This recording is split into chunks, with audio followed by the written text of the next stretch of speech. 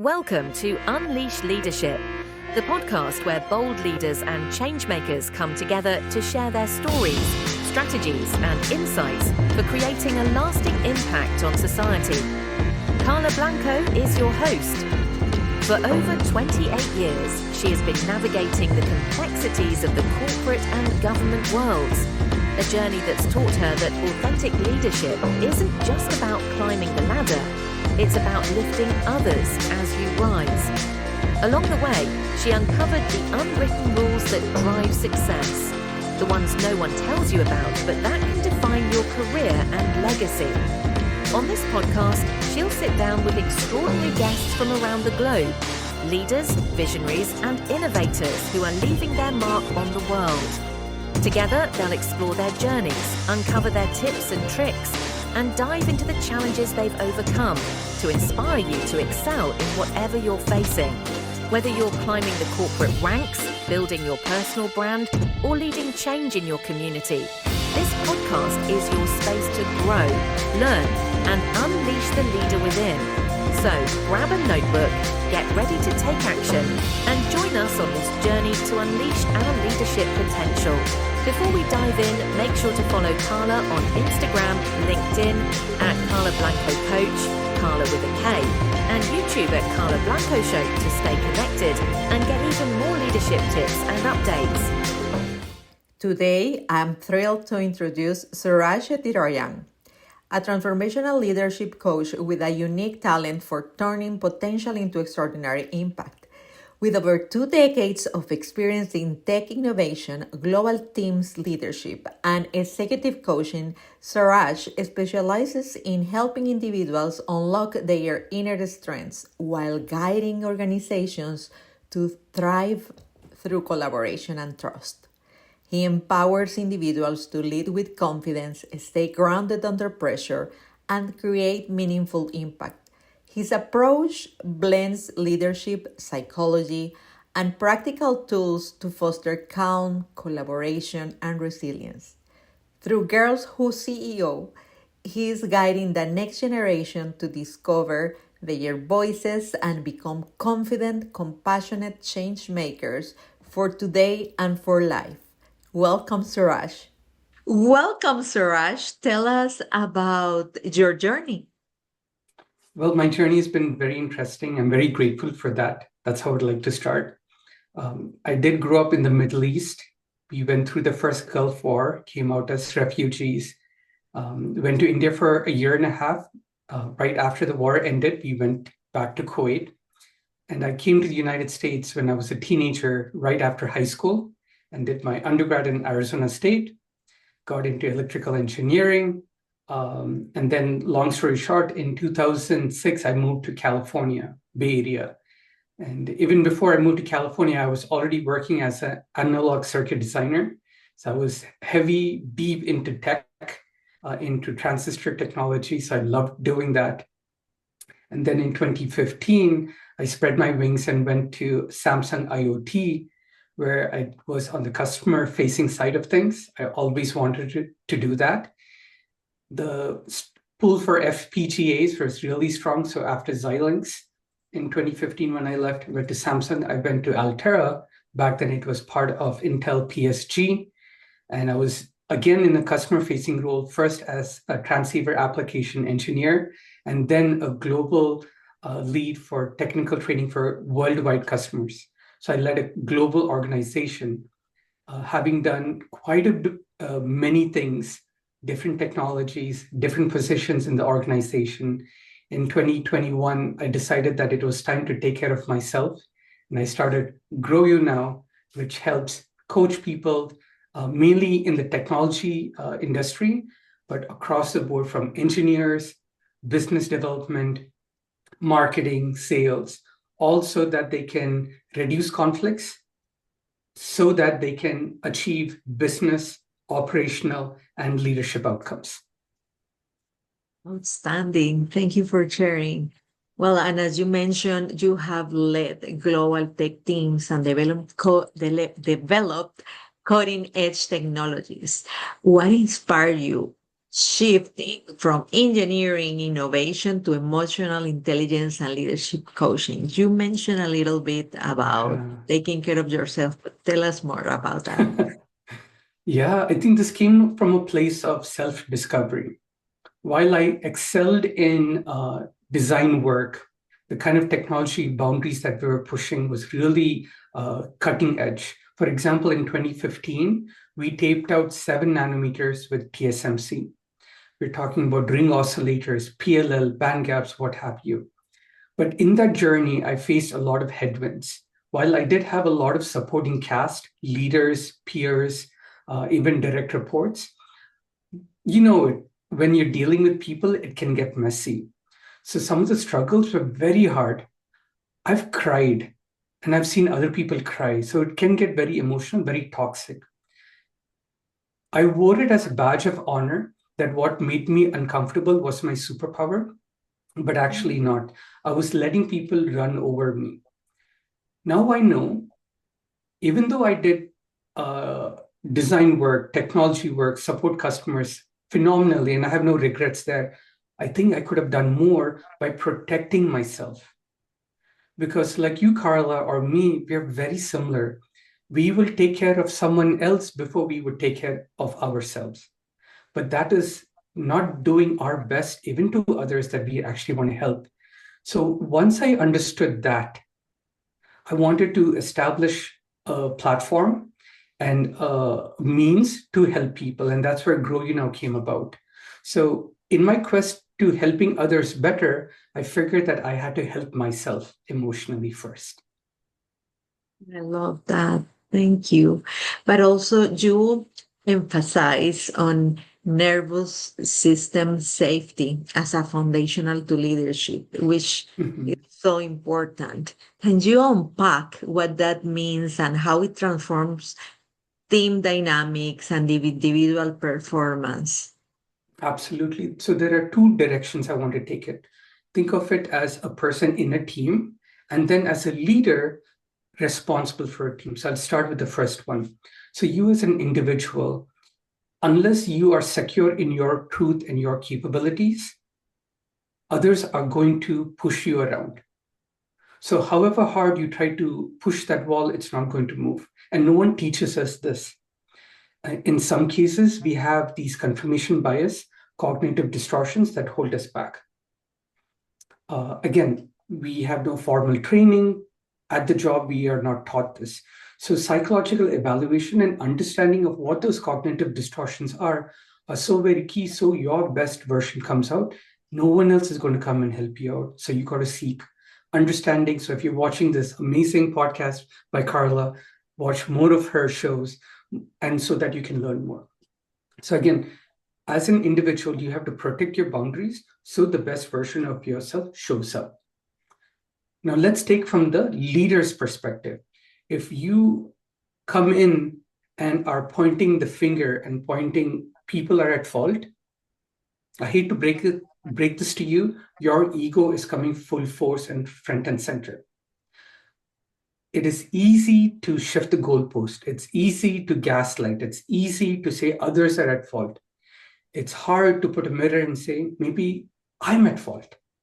As a leader, if you're not doing that, there's ego coming into play. And it's so hard to see uh, ourselves doing that.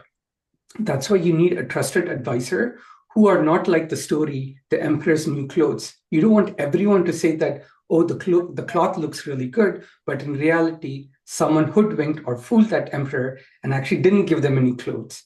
And you had a kid in the crowd saying the emperor doesn't have any clothes at all. So you need to surround yourself with people who can challenge your ego, challenge your thinking. Mm-hmm. The very fact that you are allowing anyone to be able to do that shows that you actually have true leadership, which is trust in your abilities. I'll take a pause. I spoke a lot. Thoughts, comments, or questions there? I really appreciate that because I agree, vulnerability really help us connect with our teams in Mhm. a different way. And what we want as leaders is to rise, that everyone rise together. You call out really important points. And I also would like you to take us into Girls Who CEO. Yeah.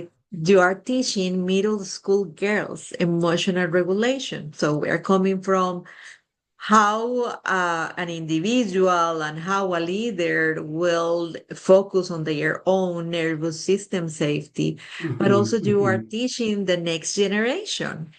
Yeah. So that not only emotional regulation, but win-win thinking, which is so important.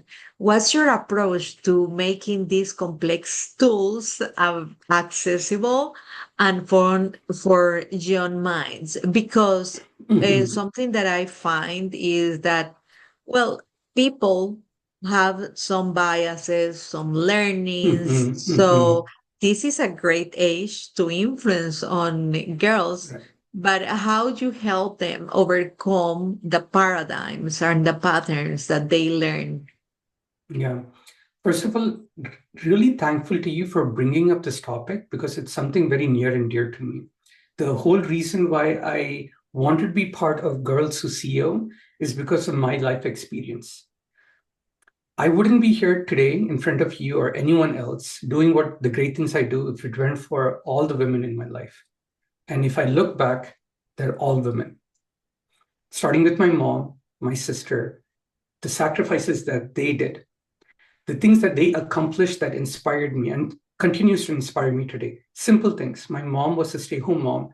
She started working in school so that she wouldn't, be bored in Kuwait. And she left her family in India and was alone. All the way from kindergarten, she worked her way up to high school teaching computer science and ended up starting her own company before Y2K took off and she sent a lot of people to the United States, training them, coaching them on how to solve Y2K problems. So even today, after all these decades, I don't think I'm anywhere close to what my mom has accomplished at the same age that I have. My sister, on the other hand, became a doctor during the Gulf War when our family didn't have any money. She had to go to Russia to learn medical school and learn it in Russian. And she figured it out in 6 months. So if I look at all my accomplishments, it pales in comparisons to these people. And today I have my wife, who by far is way more accomplished than I am, way more smarter than me. Also, I have two young kids, a 7-year-old and 10-year-old at the moment of this recording. So I have all the elements of women who have transformed me. So when I say when I hear men and women are not equal and women need to be as same as men, I'm like, what are you talking about? Women have always been better than me, and I've been a man. So for me, it's really confusing that women are trying to be as good as men when they are better than men, at least in my experience. Hence, this is so very important. Now, going back to your original question, how to get these girls, these young leaders, these young women to become the leaders that we need in our society. Society is going to give them a different perception of a false reality.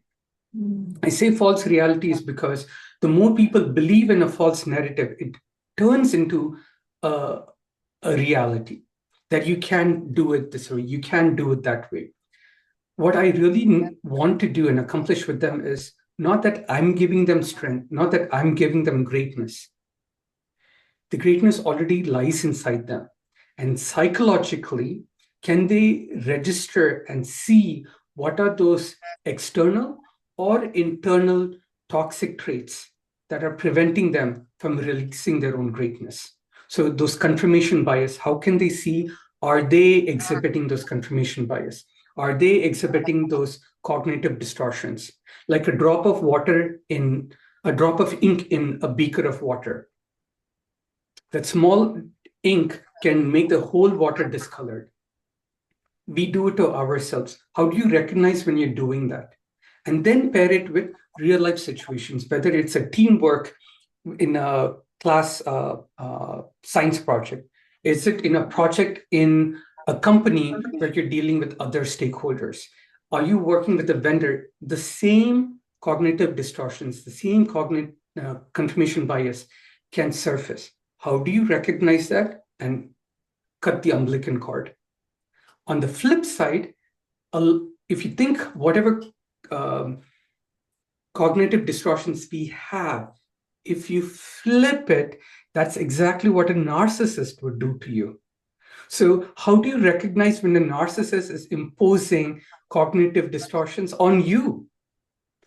And cut that cord as well. So, my aim is to get them to identify this, give them tools in place to battle it while not appearing emotional. Oh, that is amazing because, well, I wish I had those tools as a young girl. That is, thank you for that legacy that you are creating. I truly appreciate that, Suraj. But now I would like to move forward because you have an amazing impact in so many people.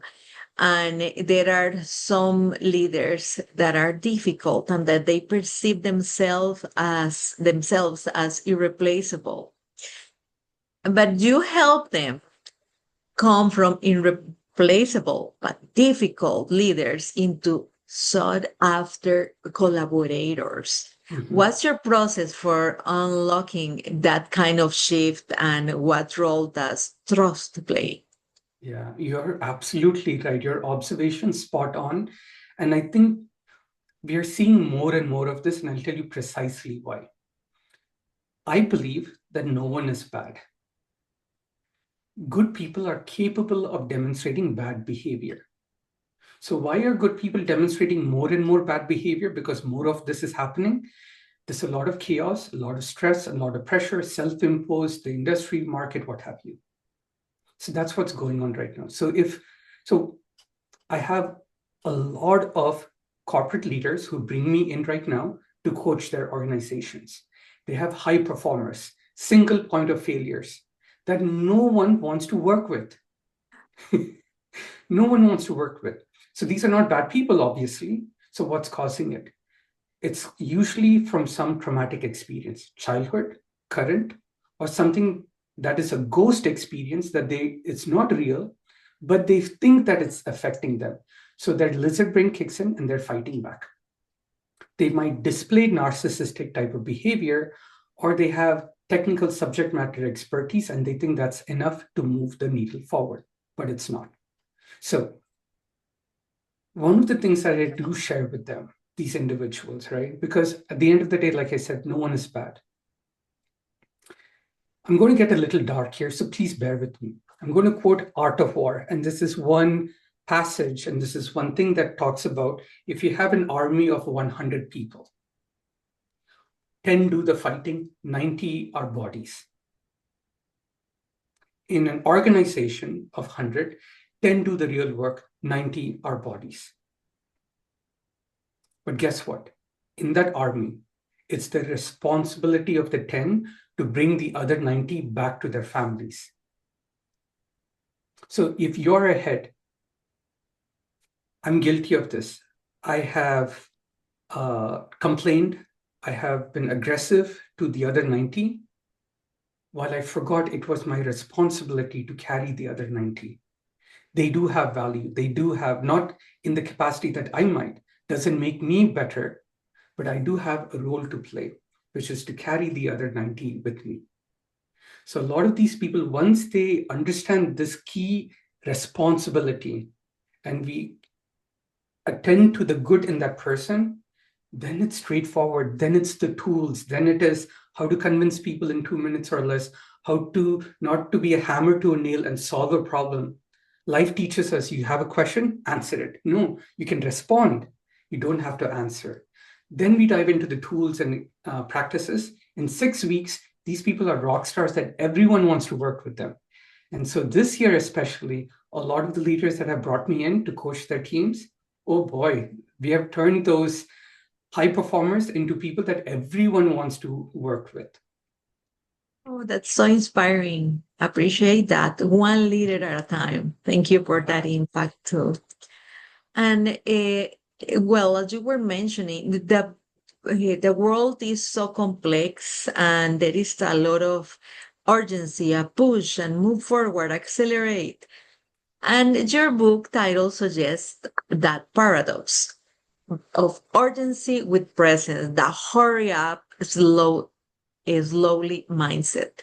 How do you help those high performing leaders balance ambition that usually is confused with that acceleration with emotional awareness and sustainability? Carla, you are incredible. The way you frame that question, you truly understand what that book is all about. Because without knowing it yourself, you wouldn't have been able to do that. So, for that, I'm so grateful for you asking that question, giving me a chance to talk about Hurry Up Slowly. I can't help but be grateful to my in laws, my father in law and mother in law, who actually taught me this phrase, hurry up slowly. And this is where it becomes so easy. And you're super smart, and your audiences are super smart. They're going to get it like this. Whenever we see something, a threat, again, going back to the lizard brain, we bite back. If the threat is smaller than us, we bite back. It is easy to do the thing that is hasty. It's easy to do all of that.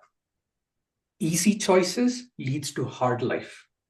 Hard choices leads to easy life. And that's where hurry up slowly comes in. For me, I would love to do just enough, not overdo it, but just enough. All the things to make the environment conducive. If someone is yelling and aggressive at me, they're being like a monster, I'm going to first calm them down before addressing the problem. We see someone aggressive, we want to bite back, we want to hit back. What we are doing is the problem is ginormous and we're trying to solve a big problem. I want to break it down into smaller pieces in order to do that. If I want to move fast, I'm going to move alone. But if I want to move far, I have to go with others. And when others are involved, you have to slow down to get everyone on the same page. But guess what? Life is a marathon, not a sprint. So if I want to go far, if I want to get to what I want, I have to hurry up by slowing down. Really appreciate that. And inviting us to slow down in this hectic world so that we can advance together. And let's talk about your global experience from North America to Europe and beyond, shaped your understanding of inclusive leadership and the power of cultural resonance. So tell us about that, all those experiences that shaped you. Absolutely. First of all, you got to ask what you want. The crying baby gets milk. So the way I got my leadership position was walking into the leader's office and saying, you brought me here to make change. I don't care what my title is. People perceive if there's a title, I can respond. I want that headwind to be removed, and I'm going to take over a position. It was a hostile takeover, but I did end up winning the team's trust. I'm going to share a scenario that immediately happened. We were in a situation with a multinational global telecom company. If I say the name of the country, then you're going to know exactly who it is. So I'll maintain the NDA and avoid that. But we did have to go to a country in Europe and another country in Asia, or in this case, China, where they had satellite offices, and train their technical people to use our product and not use the competitor's product. So, like I mentioned, more or less a hostile takeover. So the team had zero trust in me. But I had to earn their trust, not by mere words, not by compassion, but by action. One of the engineers who was teaching in the European location, and we happened to go first there in place, all the customer and engineers were fans of the competition. So when they came to the instructional training, they brought mugs from the competition. The particular person who reported to me, the technical trainer, the engineer, was completely distracted because one of the people in the back, one of their top engineers from the customer side, was talking and was disrupting the whole class, talking to the person on the right, talking to the person on the left, and just wouldn't let the person teach how to use the software, how to deploy, how to port your design from one environment to another, how to use ported from the customer code base, the competition code base to your our code base, and it was chaos. So my direct report, this person who's actually technically more advanced than me, came to me and said, Suraj, I can't teach. This person is causing trouble. So in that case, I was like, how do I deal with this? The person doesn't report to me. We are in a different country, and the laws are a little different. It's not capitalistic, right? And in fact, we had to get approval to have people stay much longer to do the lab exercises and things like that, because it was past 5 p.m. In a country like that, they want work-life balance, what have you. After lunch, I walked up and stood right behind this individual who was disrupting the class like a school principal. I didn't say a word, but I just stood there. This person felt uncomfortable to talk to people around them. Nothing was said. But what ended up happening was his ears was now receiving the message from, or the training from, the training engineer. And the training engineer is a rock star. Big shout out to Steve, absolute rock star. That engineer now was one of the last people to leave training because they were finishing up the lab exercises. They fell in love with Steve because the years gave Steve a chance to resonate. Across cultures, people operate differently. His lizard brain was in full gear. He did not want to use a different product. He was in love with the current vendor solution. All he needed was a chance to listen to the other person speak, and the rest was magic. If you don't mind, I have a different example to share. Please, in the China office, a different Steve in our team was teaching, and we're in Beijing. We're sitting in one of the conference rooms, and he's on the whiteboard. He's asking questions, and he's talking in English, but they speak Mandarin. They're super smart, but for whatever reason, they're not communicating and engaging with Steve. So we're like, again, what do we do, Suraj, in the situation? How do we change things up? The FAE, the field salesperson, I asked him during lunchtime, can you take me to a general store? I need to get a box of chocolates. So we get a box of chocolates, and I sit at the very end of the conference room, and I tell Steve, tell everyone that if they ask a question, they get a chocolate. And I gave him the box of chocolates. And after lunch, the first thing he narrates the situation that, he wants to get people to engage, and he's going to give out chocolates. But someone has to ask the first question. So I'm sitting exactly across 15 feet away, and I raise my arm and I ask a question. And then after I ask the question, he takes a chocolate out and he throws it across the room, and I catch it. Everyone turns. The ice was broken. One person asked a question. They got a chocolate. The second person asked a question. They got a chocolate. They didn't at this point care about the chocolates anymore. More than the chocolate, what they got was answers to the questions that were running in their mind. They had senior leadership engineering managers walk up to the whiteboard with Steve and whiteboard solutions in that moment. Everyone's different. You got to just shake them up a little bit, cause a little bit of inequilibrium, and the rest is history. So for me, going through different geographies and getting people to open up and work with my team and create win-win scenarios, I got to do that, and very grateful for those opportunities. I know I shared 2 stories, spoke a lot. I'm going to keep quiet and wait for your following thoughts or comments or questions.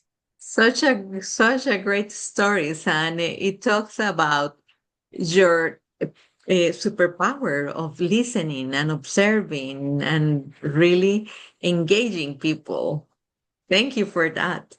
And let's talk about leadership and girls who CEO again. So, because I would like you to think about a core leadership principle that every young girl will need to learn, so that, and why that will be important, why it does matter now more than ever.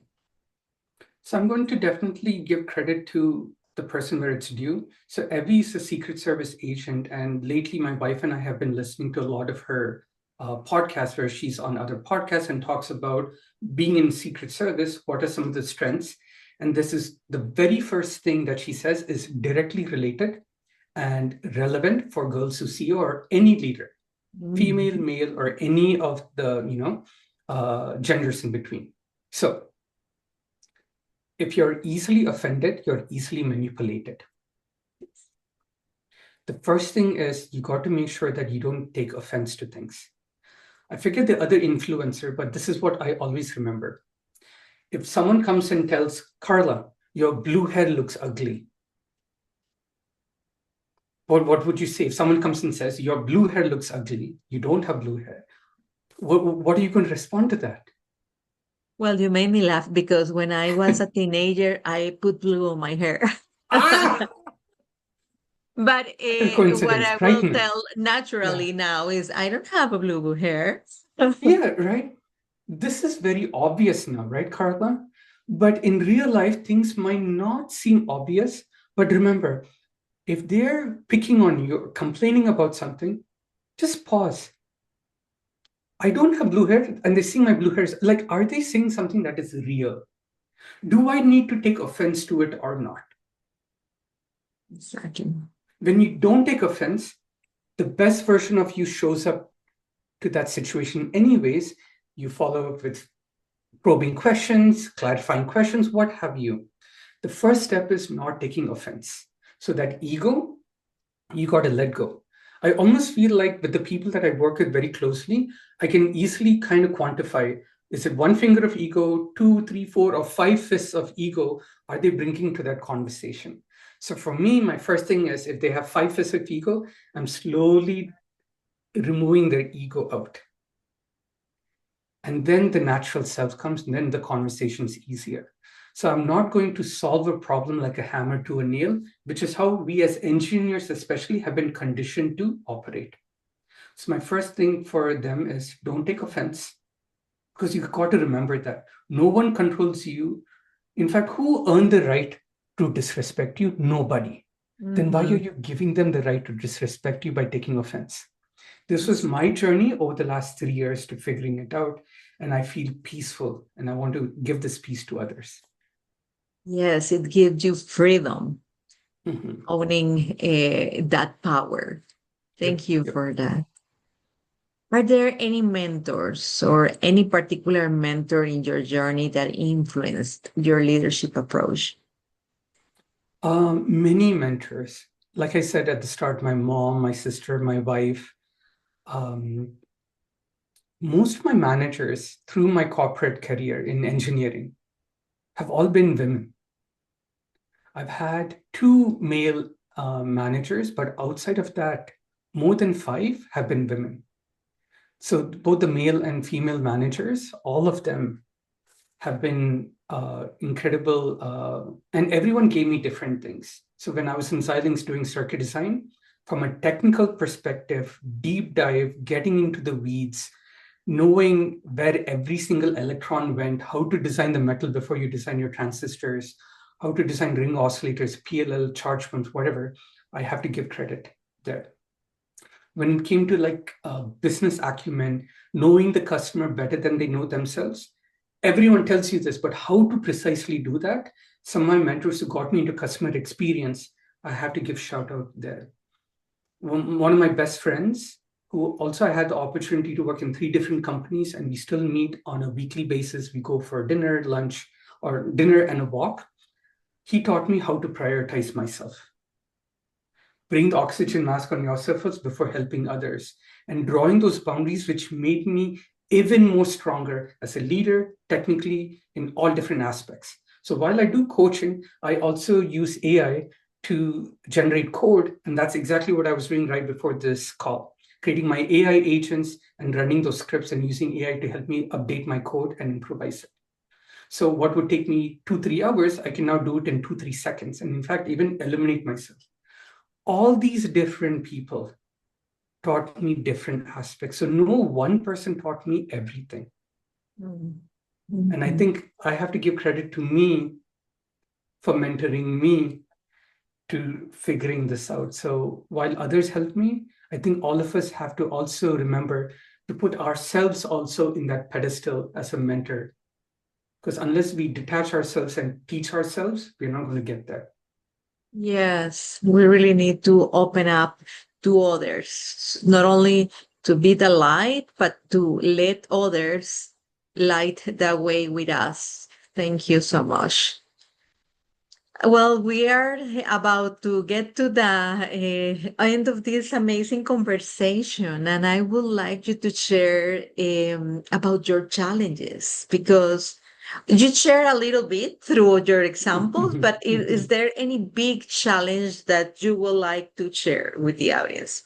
Yeah, I want to share a challenge and how to overcome that challenge so that everyone can tap into this. Uh, I run my own company. I have a few people that report to me, but running a company, like you can imagine, Carla, can feel very lonely, feel very isolated. You're helping clients, you're talking to so many people, yet you can feel alone. So I think that is a very important challenge to address. And I think I've cracked the code and I want to give that answer. We are the average of the 10 people we surround ourselves with, right? Today, I have the good fortune of talking to you. You've definitely made me feel, reminded me of the great things that I've done. So I'm going to have an energetic day thanks to you. But I'm not going to be able to talk to you every single day. I won't be able to go get access to some leaders that who would never know my name, world leaders, technology leaders across the globe, different companies. But guess what? We do have access to them, either through YouTube videos, other platforms, blogs, what have you. So what I do is I have a set of friends. They might not know me, but I know them very well. So whether it be the Simon Sinek's of the world, whether it be the Steve Jobs, even though he's passed away, I flood and I surround myself listening to them. If I'm taking my walk, when I'm dropping my kids in school or back or working out, I'm listening to all of this and I'm flooding myself with the knowledge, with the mindset that I want to be surrounded by. That is really good advice because mentorship doesn't come always in a one-on-one. It can come through podcasts, through books, through many different ways. Appreciate that advice. And share about a big accomplishment that you are proud of. Oh my goodness, it's a tough one. I think my biggest accomplishment is not even my kids, not even my kids, but that is a close second. My biggest accomplishment is establishing a sense of respect, mutual bidirectional respect with my wife. That to me is my biggest accomplishment. I think one of the biggest decisions, driving factors for anyone to make is the kind of people that you surround yourself with. In my case, she's the person I spend the most time with. So I think establishing that sense of mutual bidirectional respect with her has been my accomplishment. For someone else, it could be a friend, it can be their child, it can be themselves. So you got to find who are you on this planet with? And it can be anyone. It doesn't have to be a fixed stereotype. So for me personally, that's been my biggest accomplishment. It is huge because with your wife, you together are creating this family, which is the best legacy that you can leave for this planet. Thank Yeah, you for sharing. yeah. And what unleashed leadership means to you, Sir Suraj? Um, Leadership for me means is being your best person, being your best self. And being your best self doesn't mean that I'm 100% today. I love this where if you add Monday through Sunday, then when you add it all, then it's 100%. So leadership is just being a better version you are compared to yesterday. No ego, help others, help yourself, and don't take yourself too seriously. I need to do more of that, but I'm trying. Yeah, we need to laugh at ourselves. That really help us also with vulnerability. Thank you for the time together. Thank you for all the sharing. And we will be sharing with the audience in the description how they can reach out to you and where they can find your book. Thank you so much and have a wonderful day. Thank you so much. Have a great day. Great success to you and your audience and everyone you know.